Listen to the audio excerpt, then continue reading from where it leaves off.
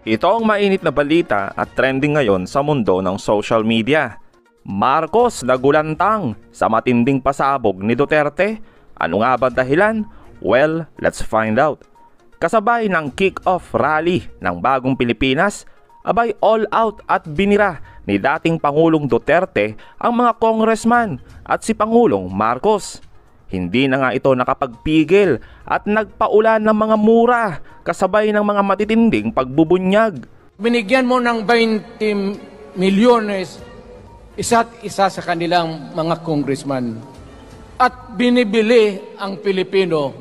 Alam ninyo kung ano yan? Kaluluwa ang ninyo ang binibili ng taong bayan. Hindi ako mapayag ng ganon. Nakapag-aral ako, hindi naman ako ignorante. Bakit ka mag-people's change?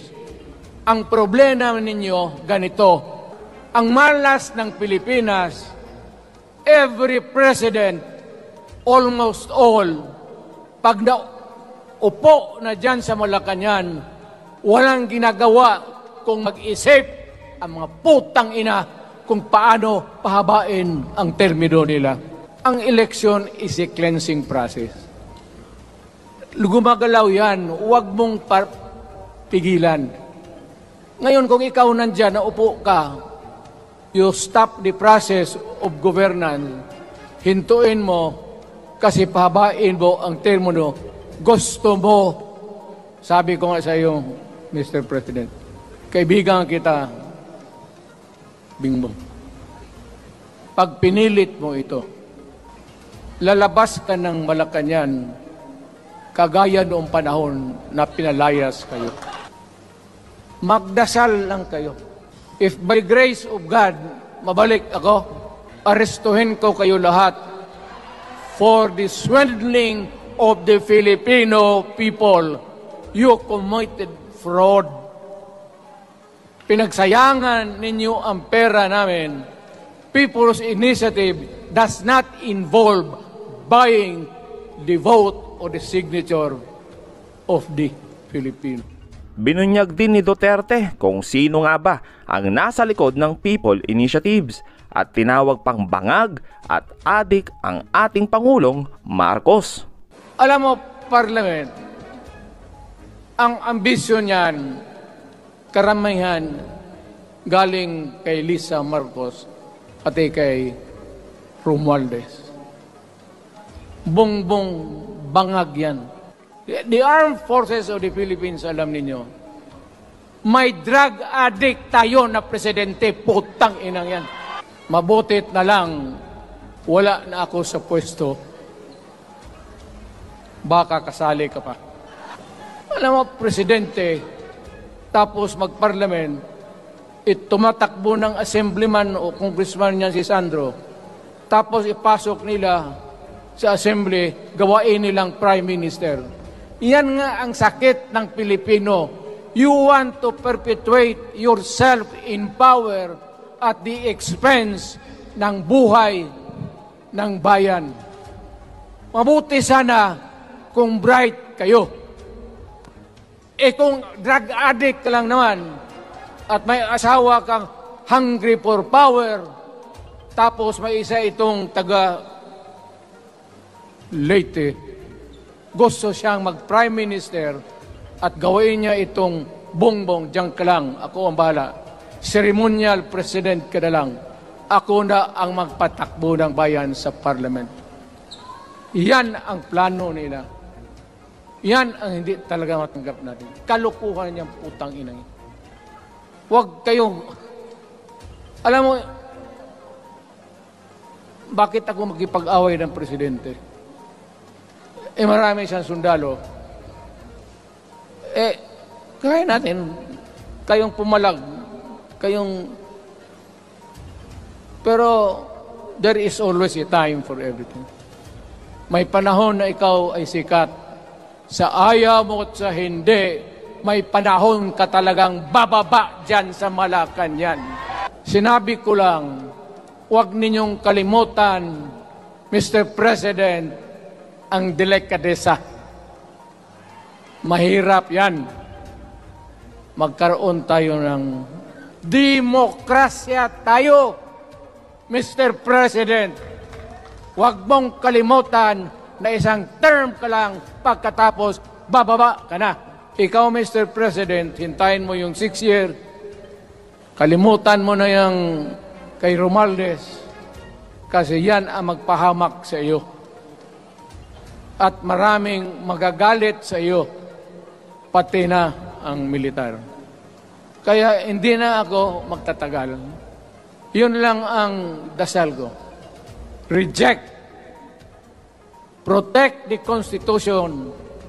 I am calling now the armed forces and the PNP. Protect the Constitution. Trabaho ninyo yan. You should worry about the nation. The millions of Filipinos. Huwag kayong mag-isip lang ng isang pamilya. Ilagay ninyo sa utak ninyo yan. Pag-umpisa pa lang, bayaran na.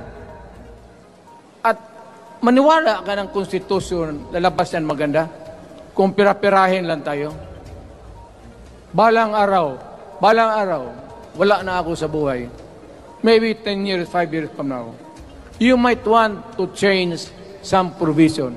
Yung sabi nila, the usual excuse is economic provisions lang ang aming pakialaman. Putang ina, huwag kayong maniwala dyan sa mga yawa na yan. Puro kasing sinungaling ang mga ulol. Honorable Busita, you have the floor.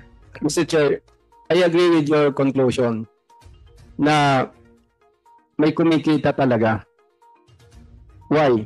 Kung papansinin po natin, yung mga board of directors, yung mga officers ng kooperatiba, pag pinag-usapan po ito, happy sila na sinasabi nila, we support modernization program. Pero kung titingnan po natin, Mr. Chair, maraming mga drivers, maraming operators, kahit lalaki pa nga, umiiyak.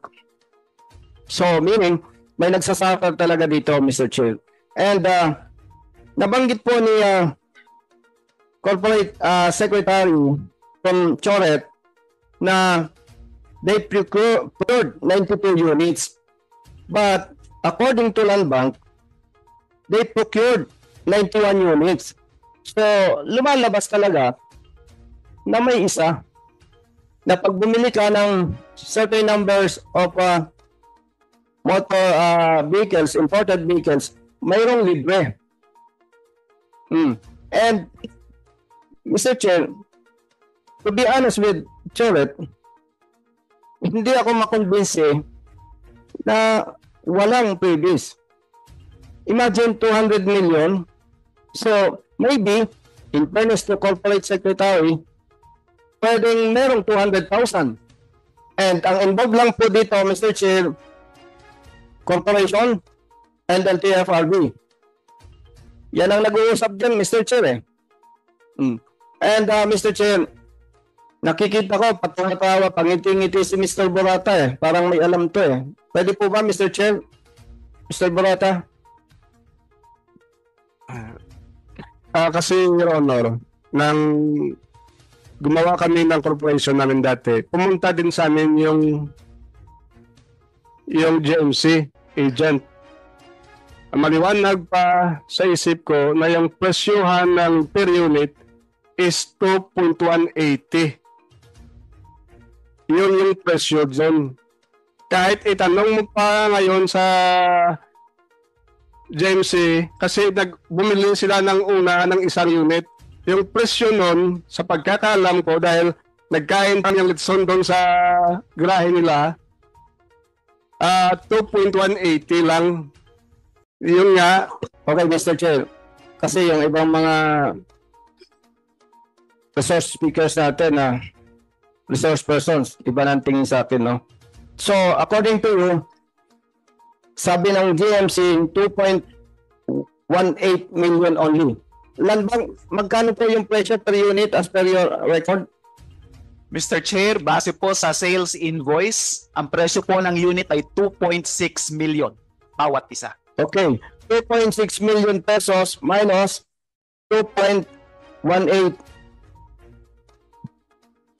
pumapareho doon sa kanina, 420,000 pesos ang nawawala. So kung dinidina ng Choret, unlike yung kaninang resource person natin, naka-receive sila nagbibigay sila ng 400,000, parang kung titingnan po natin, Mr. Chair, mayroong 420,000 pesos discount. Pero, pwede itong unit ang equivalent. So, 420,000 times 91 units, it's around 3.82 million pesos. So, maybe, kung sinasabi, Mr. Chair, ng Choret, na ang pinocure nila ay 92 units, pero as per record of Land Bank, 91, Mr. Chair. So, merong 1 unit. I just wanted to correct you, Mr. Chairman, Congressman Busita. It's not 3.8, it's 38 million, 38.6. Because 420,000. So, times mo 38 sa million. 21 units, that's 38 million. That Wow. was given as a over, di ba? Yes. But we have to consider, Congressman Busita, that yung 420, most likely kasama din yung mga chattel mortgage. Yes, Mr. Chair. Pero hindi ganun kalaki yun eh. That's why doon na nagsisimula yung korupsyon. So, Mr. Chair, kung 420,000 pesos, let's say 350,000 pesos na lang, times 91 units, that is 31,850,000 pesos. Mali. So, Mr. Chair, yung kanina po, tumatama eh. So, ang conclusion ko po dito, talagang yung nakarating na report kay Speaker Martin Romualdez, totoo. Kaya dapat po, imbestigahan talaga ito. Kaya marami na mga incorporators, maraming board of directors, cooperative officers, na talagang pag tiningnan mo, nakasupport talaga sila dito, Mr. Chair.